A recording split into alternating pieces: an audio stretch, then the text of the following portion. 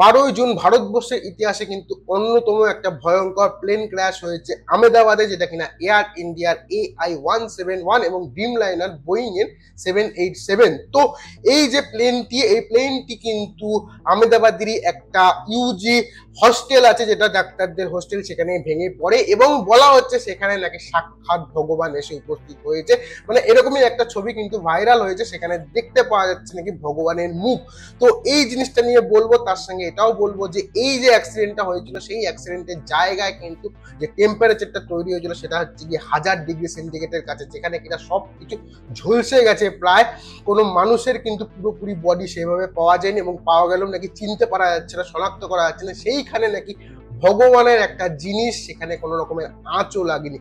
তো এইরকম কিছু একটা মিরাক্কেল ঘটেছে, আর তার সঙ্গে আরো অনেক ধরনের মিরাক্কেল কিন্তু এই ঘটনাকে ঘিরে ঘটেছে। তো সমস্ত কিছু নিয়ে আজকের এই ভিডিওতে বলবো।